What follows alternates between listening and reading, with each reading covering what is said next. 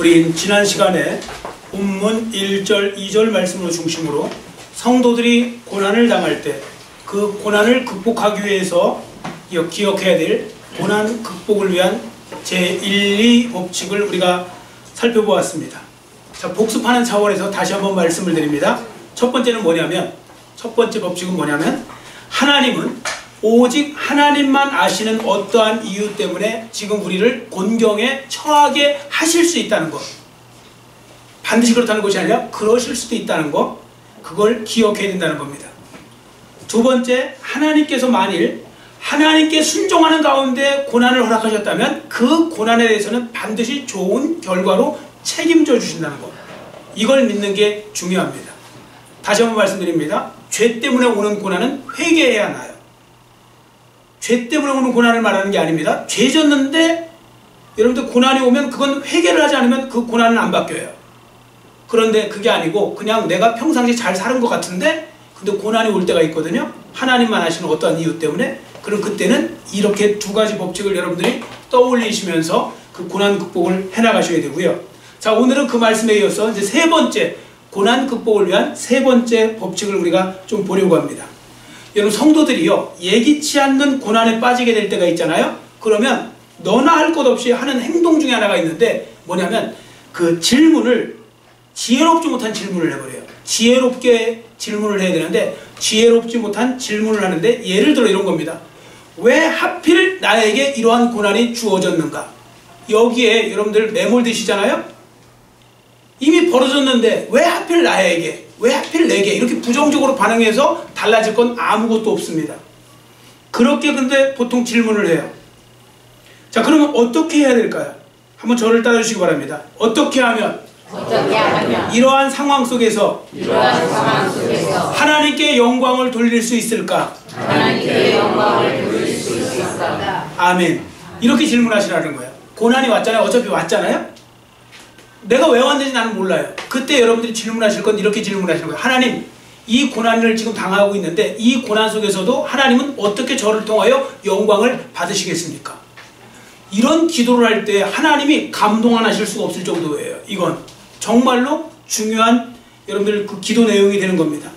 그런데요, 여러분들 현실에서 갑작스럽게 내게 고난 닥치잖아요. 이렇게 하기 쉬울까요? 어려울까요? 여러분 일단 옆 사람 보지 마시고 여러분 얘기를 하시면 돼요. 쉬울까요? 어려울까요? 어려워요. 엄청 어려워요. 그래서요, 이것도 훈련하셔야 돼요. 여러분, 제가 요즘 훈련 소리 많이 찾죠? 왜냐하면 훈련 안 하면 백날 설교 들어도 소용없고요. 조그만 고난부터 큰 고난까지 자꾸 훈련할 수 있는 거예요. 이렇게 훈련을. 어떻게 하면 하나님 이 고난을 통하여 영광을 받으시겠습니까?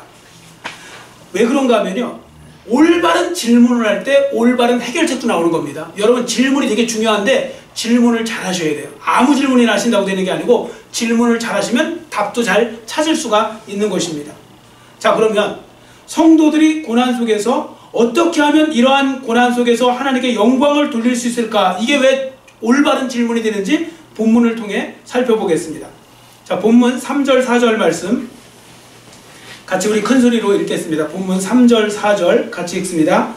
바로가 이스라엘 자손에 대하여 말하기를 그들이 그 땅에서 멀리 떠나 광야에 갇힌 바 되었다 하리라. 내가 바로의 마음을 완악하게 한즉 바로가 그들의 뒤를 따르리니 내가 그와 그의 온 군대로 말미암아 영광을 얻어 애국 사람들이 나를 여호와인 줄 알게 하리라 하시매 무리가 그대로 행하리라. 아멘. 여기 보시면 이스라엘 백성들이 광야에 갇힌 바 되었다고 했거든요. 이 말이 뭐냐면요, 이제 출애굽한 백성들이 얼마 후에 홍해와 애국 군대 사이에 갇히게 될 거라는 걸 지금 미리 말씀해 주신 겁니다. 하나님은 이제 조금 후에 이스라엘 백성들이 앞에는 홍해 바다가 탁 막고 있고 뒤에는 애국 군대가 점점 거리를 좁혀오고 있는 그 상황에 놓이게 허락하실 거라는 걸, 처하도록 만드실 거라는 걸 미리 말씀해 주신 것입니다. 그러니까 지난 시간과 연결시켜보면 이렇게 오늘날 적용해 볼 수 있죠. 우리가 하나님 말씀대로 순종하며 나아갔는데 뜻하지 않게 진퇴양난의 상황, 고난에 처할 때가 있다는 겁니다. 자, 그렇다면 그 이유는 무엇일까요? 여기엔 여러 가지 이유가 있겠지만 본문의 경우는 하나님이 중요한 이유를 하나 가르쳐 주십니다. 그건 바로 뭐냐면 4절 보세요. 4절 뒷부분에 내가 그와 그의 온 군대로 말미암아 영광을 얻기 위해서라는 겁니다. 하나님이 영광을 얻기 위해서 이러한 고난에 처하도록 허락하셨다는 걸 우리는 기억하셔야 됩니다. 그러므로 오늘 우리가 읽은 본문 말씀은요, 사람의 눈으로 보잖아요. 그러면 이 상황 딱 당하면요, 홍해가 앞에 막고 있고 뒤가 애국 군대가 이렇게 막 추격해오고 있으면 그 상황을 보면 정말 그 상황은 인간적으로 볼 때 불행한 일이요, 안타까운 일이요, 어떻게 보면 슬픈 일이요, 이렇게 표현할 수 있습니다. 그런데 그건 인간의 눈인 거고요, 하나님의 시각으로 보면 절대 그렇지 않다는 거예요. 오히려 하나님께서는요, 그것을 통해, 그 홍해 사건을 통해서 영광을 받으시기 위해서 그렇게 하셨다는 것입니다. 그래서 이 홍해 사건을 이렇게도 표현합니다. 저를 따라주세요. 영광을 드러내기 위한 고난. 영광을 드러내기 위한 고난. 아멘. 요거 뒷부분에 말씀드려야 되는데 먼저 말씀드릴게요. 안 그러면 또 사람들이 또 계속 거기에 또 꽂히세요. 어떤 부분에 꽂히냐면 하나님은 참 이기적이신 분이에요. 그럼 하나님 영광 받으시려고 고난에도 일부러 처하게 하셨단 말이에요. 하나님 영광 받으시려고? 여러분, 그 말이 아닙니다. 여러분, 하나님의 영광은요, 여러분의 영광과 같이 가는 겁니다. 여러분, 쉽게 말씀드리면 여러분을 영광스러운 자리에 세우시기 위해서 하나님께서 그 영광을 받으신다는 부분으로 보시면 돼요. 하나님만 영광 받으시고 우리는 고난만 당하고 그렇게 되지 않습니다. 결론은요, 우리도 같이 영광의 자리에 들어갑니다. 이걸 아셔야 돼요. 그러니까 나도 같이 영광의 자리에 들어가는 거고 하나님은 그 영광의 자리로 우리를 인도해 나가시는 거죠. 자, 이 부분을 기억하시고 본문 말씀을 보셔야 됩니다. 자, 예를 들어 보겠습니다. 본문 21절에 보시면 하나님은 밤새도록 큰 동풍을 불게 하심으로써 홍해를 가르셨습니다. 그리고 이스라엘 백성들로 하여금 마른 땅을 지나가도록 홍해를 통과하게 하셨거든요. 자, 그러면 여러분들, 이스라엘 백성들은, 아니 애국 군대는 어떻게 됐습니까? 그 뒤에 쫓아오다가 홍해가 다시 이렇게 원위치가 돼요. 그래서 다 수장되어서 죽고 말았습니다. 그래서 그렇게 보니까 결과 얼마나 놀랍습니까? 이게 이런 기적이 없잖아요. 내가 죽을 줄 알았는데, 내가 심판받아 죽을 줄 알았는데 상대편이 끝장이 난 거예요. 자, 이 부분을 놀란 이스라엘 백성들이 어떻게 반응하는지 31절을 우리 한번 같이 읽어보겠습니다. 본문 31절. 자, 홍해 사건의 결론격입니다. 본문 31절 우리 한번 같이 큰 소리로 읽습니다. 이스라엘이 여호와께서 애굽 사람들에게 행하신 그 큰 능력을 보았으므로 백성이 여호와를 경외하며 여호와와 그의 종 모세를 믿었더라. 아멘. 자, 이렇게 홍해 사건은요, 사람들의 생각과 같이 불행으로 끝난 게 아니에요. 하나님이 말씀하신 것 같이 하나님께 영광을 돌리면서 이스라엘 백성들에게 놀라운 유익들, 믿음이 크게 하고 하나님을 잘 알게 하고, 그리고 그들이 어떤 믿음의 담대함을 갖게 하고 여러 가지 유익을 주면서 끝이 난 것입니다. 해피엔딩으로 끝난 거죠. 그런데 불과 얼마 전에 홍해가 갈라지기 전까지는요, 이스라엘 백성들 편에서 보면, 믿음이 없는 사람들 쪽에서 보면요, 이게 얼마나 두렵고 무서운 일입니까? 세상에 어떻게 하나님 말씀대로 왔는데 우리가 이런 꼴을 당하고 이런 고난을 당하는가 하면서 막 원망도 들고 서운한 마음도 들고 막 별의별 안 좋은 마음이 다 들을 수 있었던 거거든요. 그런데 결론적으로 볼 때 그러한 극도의 두려움은 더 큰 하나님의 영광을 보여주게 되는 그런 역할이었고 그런 통로가 되었다는 것입니다. 여러분, 더 큰 고난이 더 큰 영광을 보여주게 됩니다. 자, 이 말씀이 무슨 의미인지를 모르겠으면 제가 그냥 아주 쉽게 예를 드릴게요. 그냥 일반적인 예로. 여러분, 대답해 보세요. 여러분, 사람이 병들었을 때 언제 더 하나님께 감사하고 언제 더 하나님의 은혜에 감격할까요? 저는 지금까지 목회하면서 감사헌금 같은 데 보면 뭐 이렇게 이유 적는 경우 있잖아요. 그냥 어떤 경우는 그냥 감사헌금 드리면 범사에 감사합니다, 뭐 이러면서 드릴 때도 있지만, 뭐 특정한 이유를 통해서 뭐 어디 합격하게 해주셔서 감사합니다, 감사헌금을 드리잖아요. 감사헌금 드릴 때 감기 낫게 해주셔서 감사합니다, 이런 헌금 목록도 저는 받아본 적 없어요. 본 적 없다고 지 개인적으로는. 하나님, 제가 감기가 낫게 해주셔서 감사합니다, 암을 낫게 해주셔서 감사합니다, 이런 감사헌금 목록을 본 적이 있어요. 뭐 어떤 병이 있었는데 이 고난에서 건져주셔서 감사합니다, 근데 감기 낫게 해주셔서 감사합니다, 없어요. 자, 왜 없는지 제가 설명 안 해도 아시죠? 감기는 다 낫는 거니까, 별거 아니니까, 뭐 그건 사소한 거니까. 사소하면요, 감사도 적어져요. 사람은요, 감사는 아이러니하게도 커야 감사도 나와요. 고난도 큰 고난 당할 때 그걸 이기고 나오면 어마어마하게 감사하게 되고 그러거든요. 여러분, 만일 하나 여러분께서 하나님 말씀대로 순종하는 가운데도 고난에 빠지셨다면 하나님께서 여러분을 통해 영광 받으실 것을 기대하시고 인내하며 기도하며 살아가시기를 축원합니다. 그게 정말 중요한 거예요. 다시 말씀드려요. 여러분 죄를 지었으면 딱 내가 이렇게 고난당했는데 갑자기 생각해보니까 내가 이 죄 때문에 그런 것 같아요. 그건 회개하세요. 근데 그게 아니잖아요. 그럼 그때는 하나님, 어떻게 하나님은 영광 받으실 겁니까? 그러면서 기대하면서 인내하시면 돼요.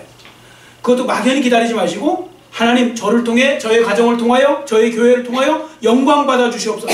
어떻게 하면 이러한 고난의 상황에서 하나님께 제가 영광을 돌릴 수 있을까요? 이렇게 기도하면서 기다리시면 됩니다.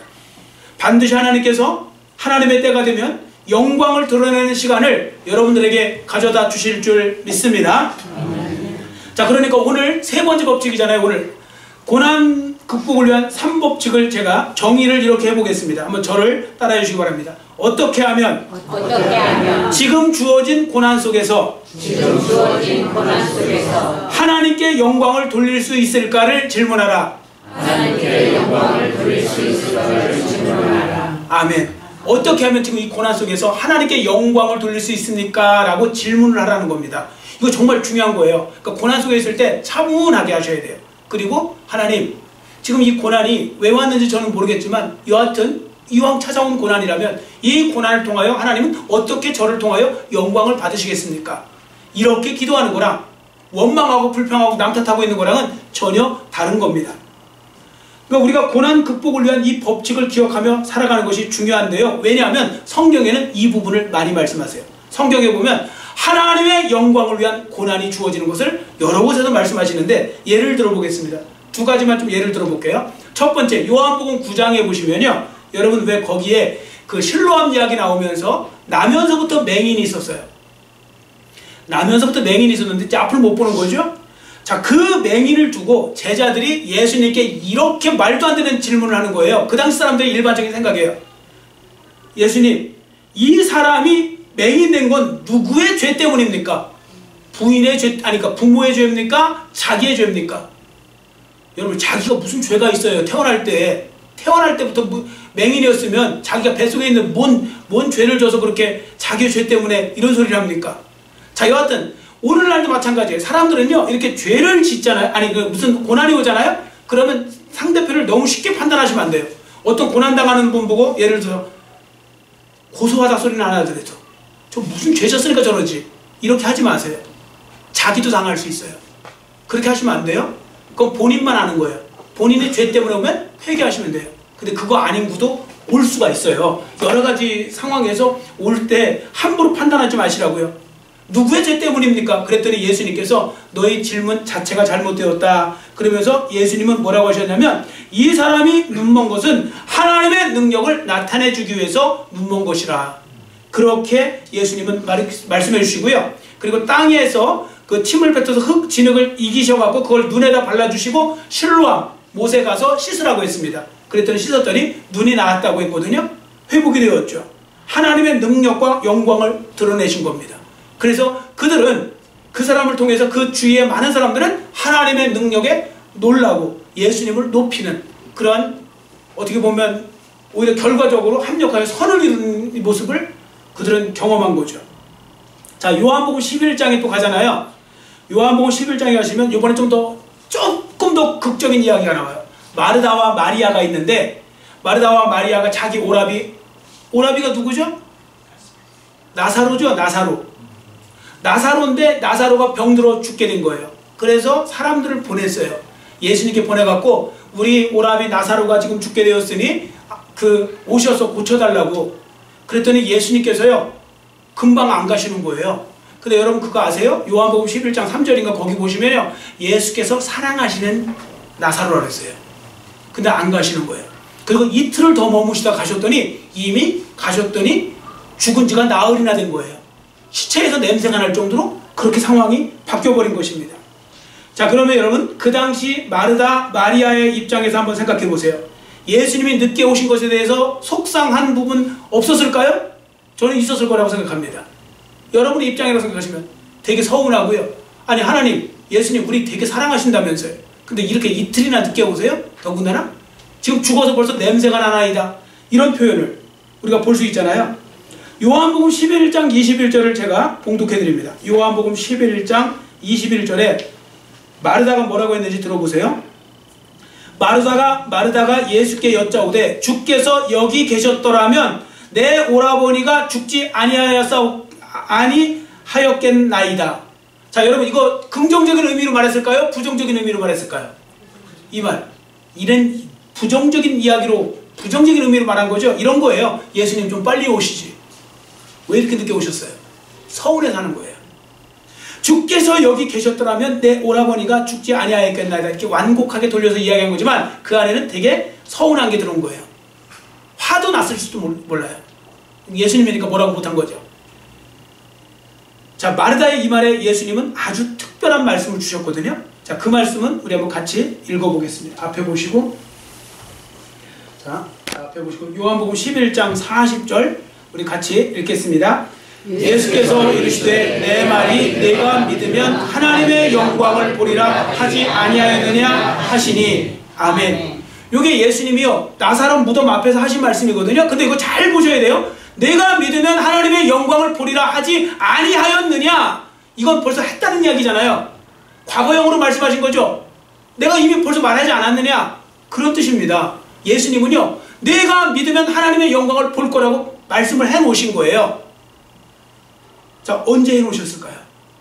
자, 그 부분을요 요한복음 11장 4절에 이렇게 기록하고 있습니다. 그 앞부분에 이제, 자, 요한복음 11장 4절 앞에 보시고 또 같이 읽습니다. 예수께서 들으시고 이르시되 이 병은 죽을 병이 아니라 하나님의 영광을 위함이요 하나님의 아들이 이로 말미암아 영광을 받게 하려 함이라 하시더라. 아멘. 요 내용이 뭐냐면요 그 나사로가 아프다는 소식을 전하러 갔던 사람들한테 예수님이 하신 말씀이에요. 그들하고 제자들에게 예수님이 뭐라고 하셨냐면 이 병 죽을 병 아니고 하나님의 영광을 위한 병이니까 그렇게 전해라고 하신 거고요. 그 말을 그들이 가서 분명히 전했을 거라고요. 나사로는 이게 죽을 병이 아니라 하나님의 영광을 위한 거고요. 하나님의 아들이신 예수님이 이로 말미암아 영광을 받으시게 할 거래요. 전했을 거라고요. 자, 그러면 여러분 그 말씀을 들었던 마르다와 마리아는 어떻게 반응해야 올바른 반응이 되었을까요? 이런 거죠. 하나님, 이 위기와 이 고난의 순간에 어떻게 영광을 받으시겠습니까? 예수님이 우리에게 이렇게 말씀하셨는데 주여 이 모든 상황을 통해서 영광을 받아 주옵소서. 지금 우리 오라비 나사로가 죽어가고 있지만 그러나 이 속에서도 하나님은 어떻게든 영광을 받으시는데 저는 모릅니다. 그러나 주님은 영광 받으실 것입니다. 그러면서 믿고 기다렸어야죠. 그러니까 여기서 중요한 건 하나님의 영광을 위함이라는 이 부분을 꼭 붙잡고 있었어야 된다는 겁니다. 여러분 지난 시간에 말씀드린 거 기억나시죠? 우리 하나님이시든 예수님이시든 항상 먼저 말씀해 놓으세요. 이 고난 같은 거 있잖아요. 이렇게 순종할 때 오는 고난 있잖아요. 이건 하나님께서 먼저 주시는 경우가 되게 많아요. 저도 이런 경험 많이 했어요. 가만히 돌이켜보면 벌써 말씀하셨어요. 목사를 통해서도 말씀하시고요. 설교단을 통해서도 말씀하시고요. 어떤 사람을 통해서도 말씀하시고요. 성경 읽다가도 말씀하시고요. 기도하다가도 말씀하시고요. 다 말씀해 놓으셨는데 내가 못 믿었던 거예요. 내가 그걸 생각을 안 한 거예요. 중요하게. 자, 우리 본문은 3절 4절에도 이거 벌써 홍해 사건 전에 하나님이 주신 말씀이거든요. 다시 한번 3절 4절 같이 읽겠습니다. 바로가 이스라엘 자손에 대하여 말하기를 그들이 그 땅에서 멀리 떠나 광야에 갇힌 바 되었다 하리라. 내가 바로의 마음을 완악하게 한즉 그들의 뒤를 따르리니 내가 그와 그의 온 군대로 말미암아 영광을 얻어 애굽 사람들이 나를 여호와인 줄 알게 하리라 하시매 무리가 그대로 행하니라. 아멘. 분명히 하나님은 말씀하셨어요. 하나님의 영광을 위해서, 하나님이 영광 받으시기 위해서 지금 이 사건을 마련해 놓은 거니까 두려워하지 말고 담대하라고 이 말씀을 미리 주셨거든요. 그런데 이 사람들이 이걸 못 믿은 거예요. 왜냐면 사람은요 여러분들 하나님 말씀 믿는 거 쉬워요, 어려워요? 잘 대답하셔야 돼요. 자, 하나님 말씀 믿는 거 쉬워요, 어려워요? 근데 어렵다고 하는 분, 쉽다고 하는 분은 제가 왜 그런지 알아요. 쉽다고 하는 분은요 상황이 되게 좋을 때 쉬워요. 상황이 좋을 때는요 믿기 쉬워요. 뭐 다 잘 되고 그럴 때 하나님이 살아계십니다. 살아계시죠. 근데요, 고난당하고 힘들고 막 환경 나빠지고 점점 더 열악해지잖아요. 절대로 하나님 말씀 믿는 거 쉽지 않아요. 그때는요, 환경이 먼저 보여요. 사람은요, 육에 이런 육신적인 이런 모습이 있어서 보이는 게 먼저예요. 여러분들 막 환경 나빠지는데 옆에서 위로하시잖아요. 그러면 그 위로가 막 도움 안 될 때 많죠. 하나도 자기가 그 상황 아니라고.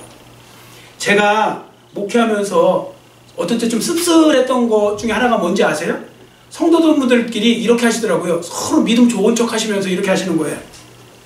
예를 들어서 뭐 권사님이나 뭐 장로님이 예를 들어서 뭐 누구 특정인 하는 거 아닙니다. 어떤 분이 어려워요. 그럼 가서 이렇게 말씀하세요. 하나님이 살아계십니다. 하나님 말씀 붙잡고 하나님 잘 해결해 주실 거 믿고 그 기도하시면 나가면 됩니다. 다 잘 되게 돼 있습니다. 이렇게 이야기를 잘 하세요. 근데 자기가 이제 고난당해요. 그럼 제가 가서 이제 얘기를 해요. 걱정하지 마시고 하나님 살아계시고 하나님 말씀 꼭 붙잡고 계시면 결국은 합력하여 선을 이루실 거라고. 자기가 안 당해봤으니까 그러지. 그리고 그걸 못 붙잡아요. 그래서 하나님 말씀 붙잡는 게 쉽지 않아요. 이스라엘 백성들 지금 다 죽게 생겼어요. 여기서 하나님 말씀 붙잡는 거 쉽지 않습니다. 지금 마르다와 마리아도 마찬가지예요. 이미 다 죽어가고 죽었어요. 이미. 그 속에서 하나님 말씀 붙잡는 거 절대로 쉽지 않습니다. 그런데요, 그때 붙잡잖아요. 붙잡는 사람은 진짜 하나님의 놀라운 역사를 경험할 수 있습니다. 오늘 이 시대도 저는 동일하다고 믿습니다. 믿기를 축원합니다. 아멘. 저도 지금 사실 그거 믿었으면 좋겠어요. 저도 못 믿을 때 솔직히 많아요. 목사라고 다 믿는 거 아니에요. 믿는 척하는 건지 뭐 그렇게 하는 사람들인지 몰라도 다 안 믿어져요. 저도 환경 확 바뀌면요 순간 당황해서 그럴 때 있습니다. 그래도 적어도 저는 조금 있으면 또 다시 바뀌어갖고 그걸 붙잡아요. 말씀을 붙잡으려고 해요. 근데 제일 좋은 건 뭔지 아세요? 아예 그냥 흔들리지 않는 거예요. 그냥 나는 말씀대로 어떻게 되든 가리라 하고서 붙잡고 나가잖아요. 하나님이 책임져 주실 줄 믿습니다. 아멘. 예수님이 미리 말씀하셨잖아요. 이 병은 죽을 병 아니라고. 하나님의 영광을 드러낼 병이다. 그럼 설령 죽어도 그건 진짜 죽은 게 아니다. 하나님 살려내셔서 결국은 죽은 게 아니고 살게 하실 거다. 이렇게 믿고 나가는 거, 그게 바로 믿음인 거죠. 자, 홍해 사건과 나사로 죽음의 사건의 결론은 어떻게 되었습니까? 둘 다 문제를 해결받고요. 그리고 하나님의 영광을 드러내는 해피엔딩으로 끝이 났다는 것입니다. 자, 예를 들어 홍해 사건을 통해 하나님은 이스라엘 백성들에게 영광을 받으셨어요. 그리고 그들은 하나님을 더욱더 경외하게 되었습니다. 그리고 믿음도 자랐어요. 여러분, 고난도 겪어보시는 게 때로 좋은 게 뭐냐면요, 사람이요 고난을 겪으면, 그걸 잘만 겪으면요 믿음이 엄청 자라나요. 그래서 하나님은 여러분에게 때때로 고난도 허락하시는 거예요. 왜 그런지 아세요? 하나님에 대한 믿음 없으면 여러분은 헛사시는 거예요 지금.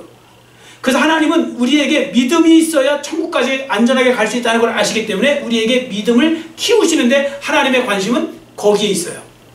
여러분, 여러분의 관심하고 하나님의 관심이 다를 때 있다는 거 아셔야 돼요.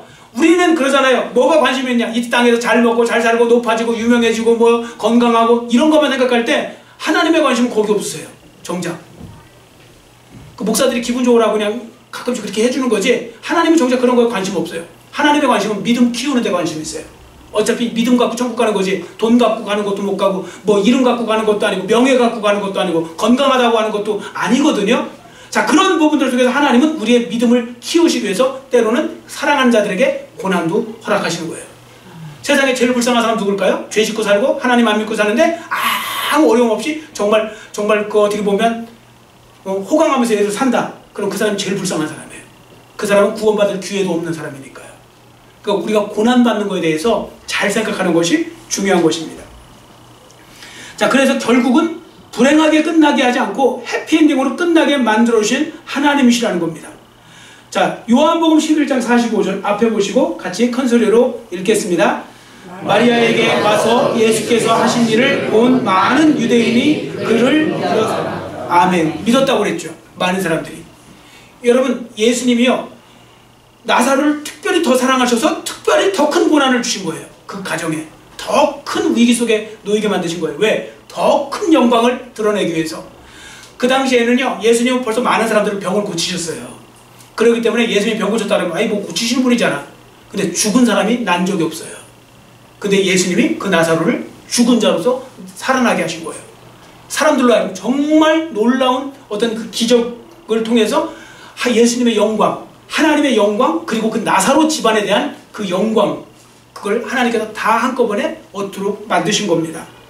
그래서 여러분들 고난 속에서 믿음이 있다면, 이해해서 그러는 게 아니에요. 믿음이 있다면 이렇게 질문하시는 게 맞습니다. 하나님, 이 고난 속에서 제가 어떻게 하면 하나님께 영광을 돌릴 수 있을까요? 가르쳐 주세요. 이렇게 질문하는 것이 중요한 것입니다. 이게 올바른 질문이요, 올바른 기도가 되는 것입니다. 자, 그런 면에서 우리가 살펴봐야 될 분이 계시는데, 예수님이요.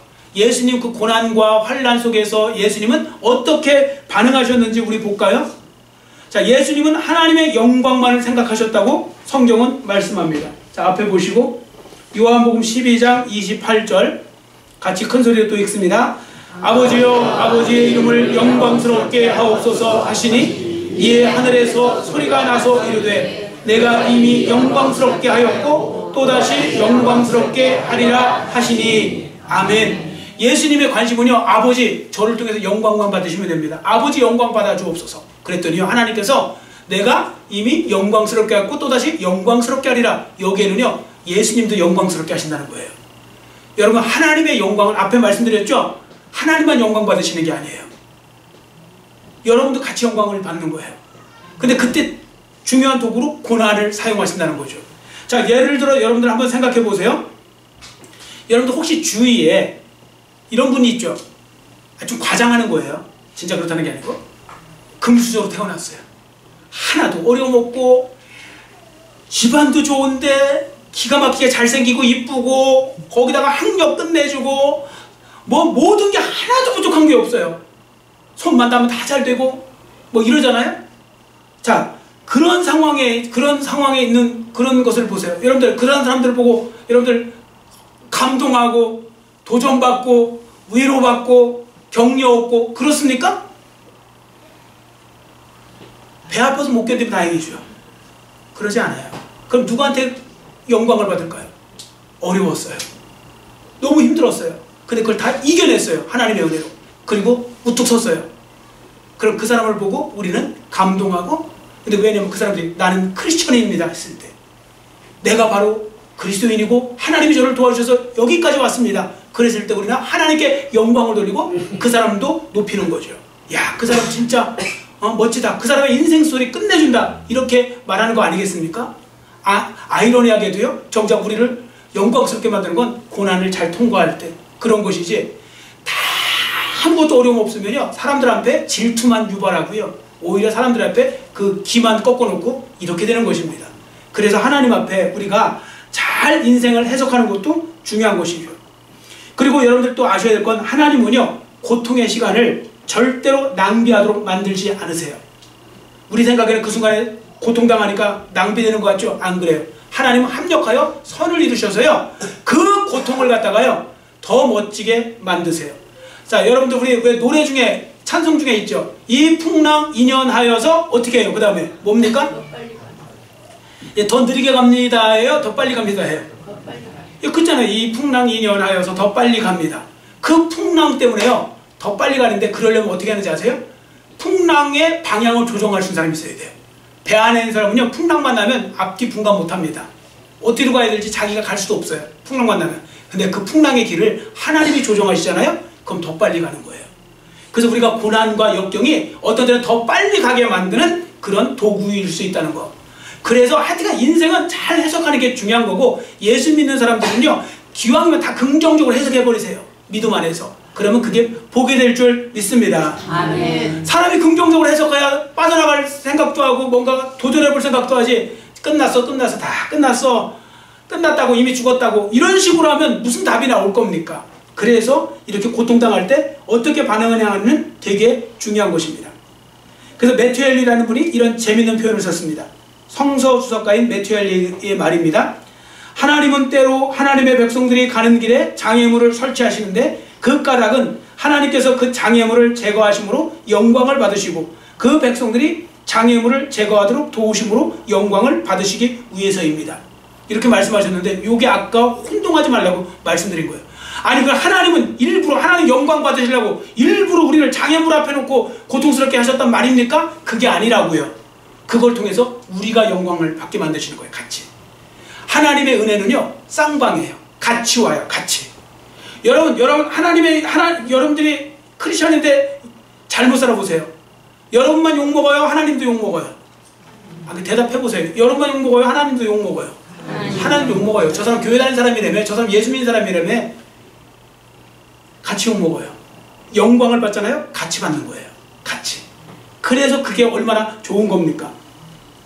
그리고 또 한 가지 아셔야 되는 건, 성도들은 하나님께서 하나님의 방법대로 역사하신다는 사실을 잊지 마셔야 돼요.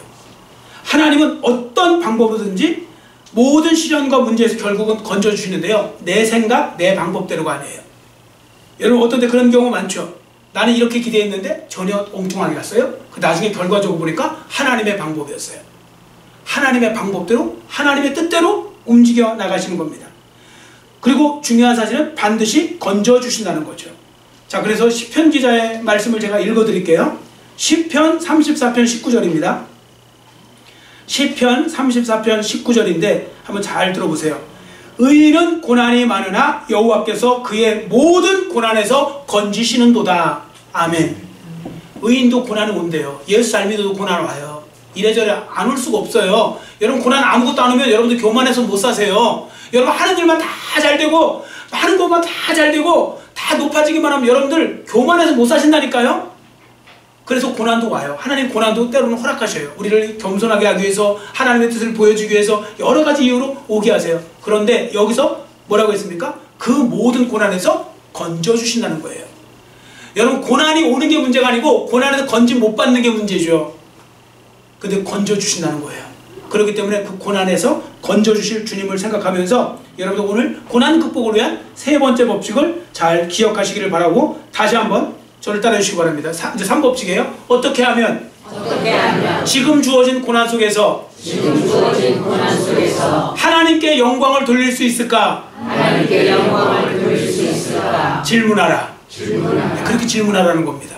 그러니까 오늘 1법칙, 이제 2법칙, 오늘 3법칙까지 배우셨으니까 이 말씀을 잘 기억하시고 또 다음에 주실 말씀까지 잘 기억하시면서 여러분, 고난이 혹시라도 왔을 때 그것을 잘 극복해 나가고 하나님께도 영광 돌리고 여러분들에게도 영광의 은혜가 주어지는 그런 은혜가 함께 하시기를 간절히 빌고 원합니다. 아멘. 기도하겠습니다. 사랑의 하나님 아버지, 감사합니다. 지난주에 이어서 오늘은 고난의 제3법칙에 대해서 우리가 살펴보았습니다. 이 말씀을 다시 한번 잘 기억하게 해주시고, 우리가 고난이 왔을 때 세상 사람들처럼 그저 원망스럽고 나는 불운하고 불행하고 여러 가지 억울하고 이런 것만 생각하는 그런 잘못된 질문, 잘못된 생각을 하는 사람들이 아니라, 이 고난을 통하여 하나님 어떻게 영광을 받으시겠습니까? 그리고 저는 모르지만 여기는 하나님의 어떤 뜻과 제가 알지 못하는 하나님의 어떤 길이 있고 뜻이 있을 거라는 것을 믿고 더욱더 주님을 의지하면서 믿음 생활 잘하고, 그리고 아버지는 믿음으로 그 고난의 시간을 잘 극복하고 견뎌낼 수 있는, 또 기도하면서 견뎌낼 수 있는 하나님의 자녀들이 삶이 되어서 나중에 합력하여 선을 이루고 또 하나님의 고난이 내게 유익이었습니다라고 고백할 줄 아는 그러한 성도들의 삶이 될 수 있도록 은혜 더하여 주시옵소서. 감사드리오며 예수님의 이름으로 간절히 축복하오며 기도드렸사옵나이다. 아멘.